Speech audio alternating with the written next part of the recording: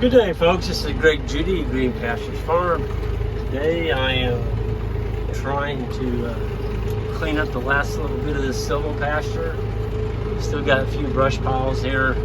Those will clear up in the middle of those woods. And we can't unroll hay up there this winter. These brush piles in the way. And the logs, we still got, I think I got 3 on this load. I'm trying to get 3 to 4 logs on each load. And you know, when you're traveling with this much weight, there's probably 2,000 pounds out there. You keep your grapples low to the ground. Because if you roll over a stump with your rear wheel back here, that stump's not going to give.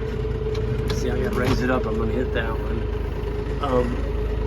When those rear tires go over a stump, and you got that mass up here, your front end loader up in the air, you just flipped your tractor. I mean, you'll flip it clear up on its hood. And so you don't want to do that. And I'm going over a hump right here. So I'm going to lower it down. I'm telling you, every inch you can keep that thing closer to the ground while you're traveling with a heavy load, golly, it's safer. It's just, I don't know, it gives you a queasy feeling. But we're going to just keep cutting these. I've got another pile. I'm going to start right here. I've still got probably 50 logs to go, so I thought I could get them in 2 rows, but it doesn't look like I'm going to. So I'm going to start another row right there. So you just raise it up in the air, turn it in, and then you hit this lever right there. You can watch them drop. Yep. So ready to get another load. So when you get done, you bring your mass down. I can't get it all the way down until I get out this brush. Okay, there we go. Now I take it down. Folks, just don't travel anywhere with that darn mast up in the air. I like to keep it about 8 inches off the ground, even empty. See, I'm backing up here. There's a tree behind me. You just gotta go slow, you know. I've got it in first gear now. If you go very fast, you're going to hit something and tear your tractor up or get hurt, run over a stump, and flip your tractor upside down. We're getting a pretty good pile of wood here. I'll bet you there's, oh gosh, probably 30 to 40 loads, pickup loads of firewood here already. I still got a bunch to go. But you know, you just take 3 or 4 at a time. Just a nice leisurely afternoon. I had to share this with you folks. I had a guy the other day, he emailed me. I don't know, he kind of had an axe to grind, I guess. And he goes, you know, I just wondering, he said, when are you going to retire?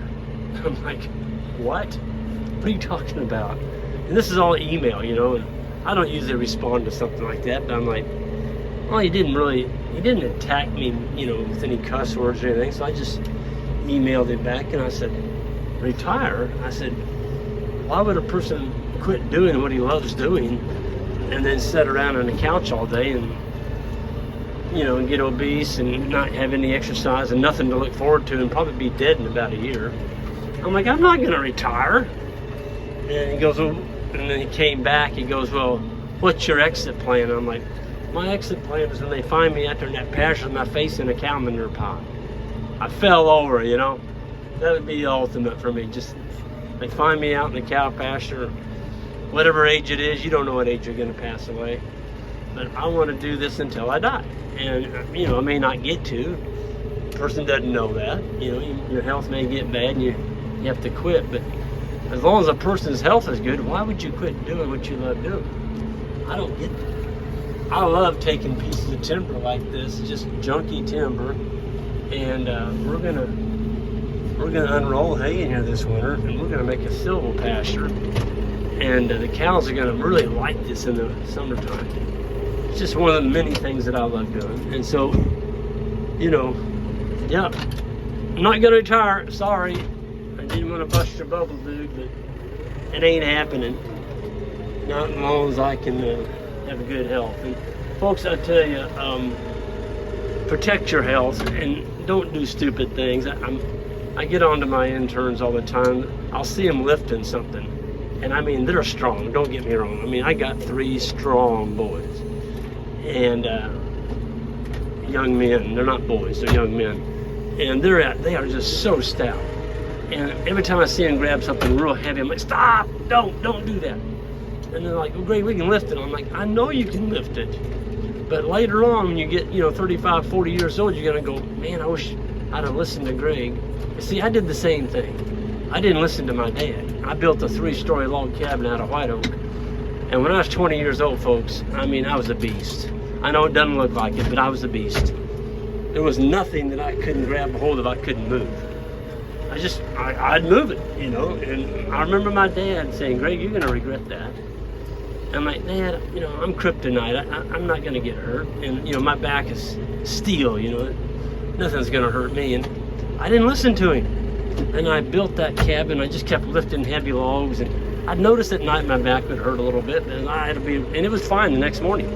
But now, I'm 63 years old, and that was 43 years ago. I was 20, actually 19. I wish I'd have listened to Dad. Somebody tells you not to lift something, find a better way of doing it. Don't just because you can lift it, don't do that. Because your body, once you lose your back and you pinch a disc in your back, that's gonna be with you the rest of your life. And it'll get tender. You just do a little something, all of a sudden you've aggravated it, and it's something you gotta live with. So when you grab a hold of it, you young folks, just because you can lift it, if it feels like it's over your safe limit, don't do it. Go get a tractor or get some help or cut it in 2 or whatever, but don't just because you can lift it. So that's my health recommendation to you young folks out there. Don't mess your back up, please, because you don't get but one back. And I didn't realize this, but your back is the center of the universe in your body. And when you don't have your back anymore, you're pretty much done. I mean, you walk, all your weight's supported by your back. They call it a backbone for a reason. It is the backbone of your body. And once you pinch a nerve or a vertebrae or whatever, a disc, you pinch that disc, it's gonna get you. And you may get by for a while, but it'll come back and haunt you. And I'm speaking from experience, and I know a lot of men same way. They didn't listen to their dad either. So protect your body, don't mess it up, because when you get older, it will come back and get you. And those older folks, they're not speaking just because they're speaking.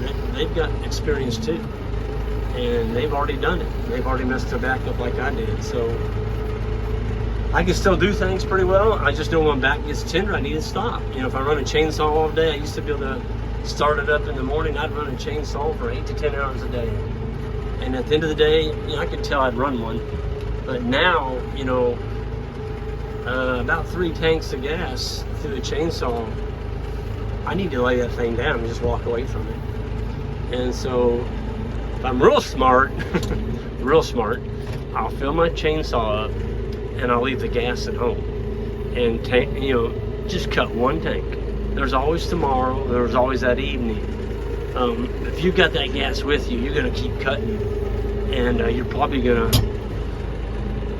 be cutting wood or trees, cutting brush, whatever, when you shouldn't be, because now you've gotten tired. And most accidents with chainsaws happen when your arms get weak. You can't hold the saw up, your reflexes aren't as good, and so you need to lay that thing down. Just walk away from it.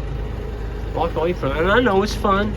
It's extremely fun to cut wood with a really sharp chainsaw and to see the firewood or logs or whatever you're doing coming out.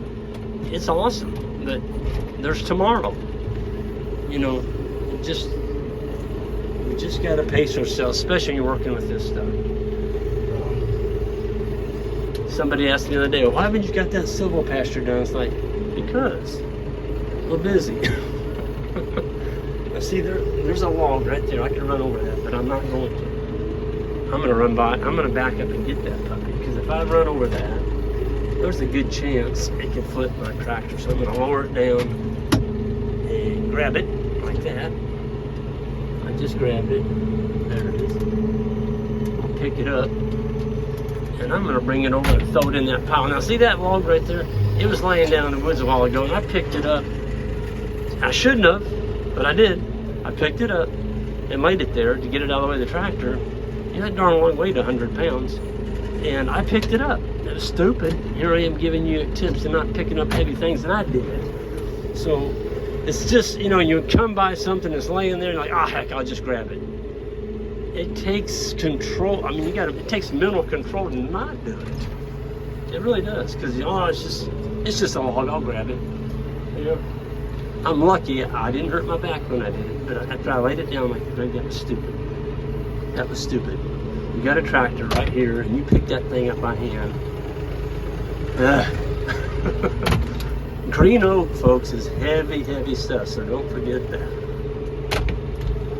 Anyway, that's my lesson today. Protect your body, so when you get in older age, you can do things that you want to do. You can travel, you can enjoy your life, your family and friends, your farm, your livestock.